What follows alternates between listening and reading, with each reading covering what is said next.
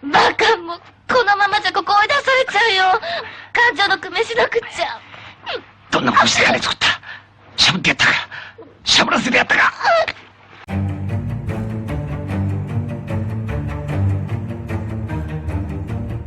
？Halo, di episode Ragam Peristiwa kali ini saya akan membahas tentang pembunuhan yang dilakukan Sada Abe demi untuk memenuhi fantasi seksnya. Sada Abe adalah wanita kelahiran Tokyo pada 28 Mei 1905. Saat usia 14 tahun, ia diperkosa oleh teman-temannya sendiri. Perbuatan temannya itu membuat Sada menjadi trauma dan haus seks. Keluarganya telah berusaha merehabilitasi Sada namun gagal sehingga menjualnya pada rumah geisha Yokohama tahun 1922. Setelah 5 tahun berkarir sebagai geisha, ia hanya bertugas sebatas menyediakan layanan seks. Sehingga dirinya terkena sifilis. Sada mundur dan menjadi pelacur berlisensi karena pekerjaannya serupa namun bayarannya lebih tinggi. Setelahnya, Sada sering membuat keonaran sehingga dirinya kabur dan melamar sebagai pramusaji. Karena bukan pasionnya.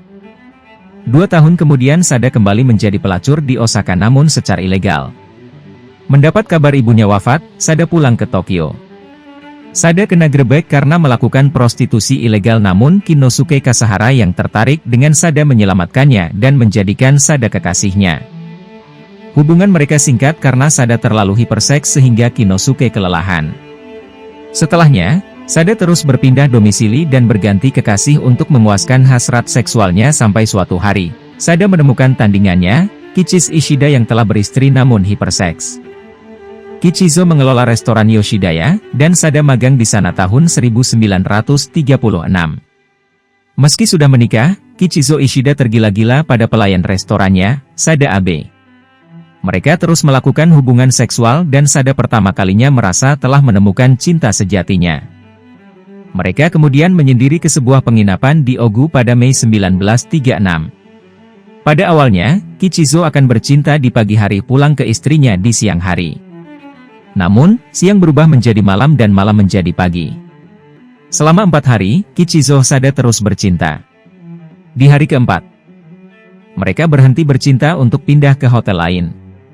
Di hotel ini, mereka lanjut minum bercinta.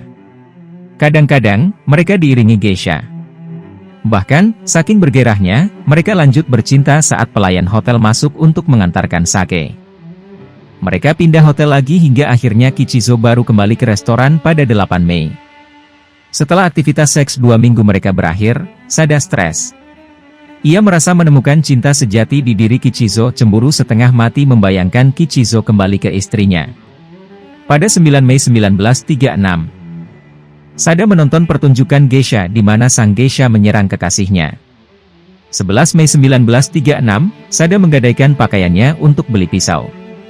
Saat bertemu lagi dengan Kichizo, Sada mengancamnya dengan pisau itu mengulang dialog pertunjukan geisha yang ia tonton. Kichi, kau memakai kimono itu untuk memuaskan pelanggan favoritmu. Bajingan, akan kubunuh kau. Kichizo awalnya terkejut, namun kemudian ia malah terlihat terhibur. Kichizo Sada pun kembali mencari hotel untuk bercinta. Sada menempelkan pisaunya di penis Kichizo, mengancam. Aku takkan membiarkanmu bercinta dengan perempuan lain. Kichizo semakin terangsang. Sada pun semakin kasar.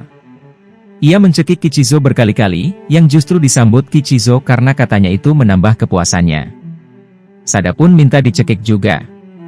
Belum cukup. Keduanya mulai saling mencekik dengan pakaian masing-masing saat orgasme.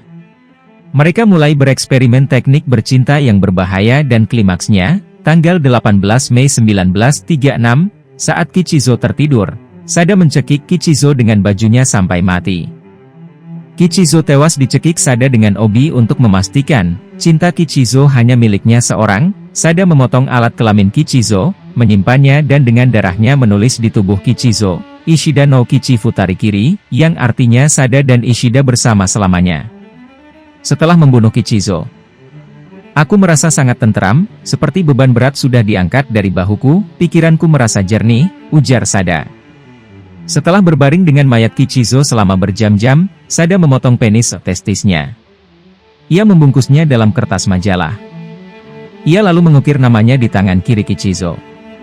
Ia pun pergi dari hotel pada jam 8 pagi, menyuruh staf hotel untuk jangan ganggu Kichizo.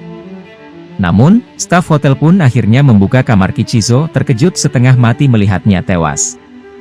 Polisi pun segera menyelidiki kejahatan ini, membuat seantero Jepang mengalami panik Sada Abe. Di tengah kepanikan ini, Sada malah santai berbelanja, nonton bioskop di Tokyo. Tentu saja, semua itu dilakukan sambil membawa penis Kichizo. Pada 20 Mei, Sada menginap di hotel atas nama palsu di mana ia menulis surat perpisahan untuk teman-temannya. Ia berniat bunuh diri membawa penis kekasihnya di akhir minggu. Namun, seraya ia mengingat Kichizo, ia terangsang. Ia membuka pembungkus penis kekasihnya menatapnya. Sada pun memasukkan potongan penis itu ke mulutnya, membayangkan sedang bercinta seperti biasa.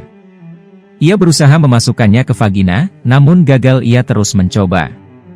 Sore harinya, polisi mengetuk kamar Sada, curiga atas nama palsu yang Sada gunakan. Sada lalu santai mengaku, "Jangan terlalu kaku. Kalian mencari Sada Abe, bukan? Itu aku. Aku Sada Abe." Polisi awalnya ragu, namun percaya saat Sada menunjukkan penis Kichizo sebagai bukti. Ada ditangkap. Selama proses penyidikan, ia tenang. Saat ia ditanya mengapa ia membawa penis Kichizo, Sada berkata dengan mata berbinar, "Aku tidak bisa membawa kepala atau tubuhnya. Aku ingin membawa bagian dirinya yang paling mengingatkanku akan kenangan kami. Aku sangat mencintainya, aku ingin dia hanya untukku. Namun karena kami bukan suami istri. Selama ia hidup ia akan dirangkul wanita lain. Aku tahu bila aku membunuhnya tidak akan ada lagi wanita lain yang menyentuhnya. Jadi, kubunuh dia." Obsesi Sada pada penis Kichizo menimbulkan spekulasi di rakyat Jepang kalau penis Kichizo besar sekali. Namun, polisi menunjukkan kalau ukurannya biasa saja. Ukuran tidak mendefinisikan pria diranjang, bela Sada. Teknik hasratnya memuaskankulah yang membuatku suka. Sesuai dengan sifatnya, Sada dengan berani meminta hukuman mati. Namun, majelis hakim berkata lain. Sada hanya dihukum 6 tahun penjara. Ini pun akhirnya dikurangi, Sada hanya dipenjara selama 5 tahun. Ia menjalani hidup yang normal, bahkan sampai bisa menulis autobiografi. Akhirnya, ia kembali bekerja sebagai pelayan. Lalu kemudian, pada 1970, ia menghilang begitu saja dari publik. Sementara itu, penis Kichizo ditampilkan di Museum Sekolah Kedokteran Universitas Tokyo. Namun, setelah Perang Dunia Kedua, sama seperti Sada, penis itu hilang. Demikian ragam peristiwa kali ini, sampai jumpa di episode ragam peristiwa lainnya. Semoga bahagiamu dimudahkan hari ini.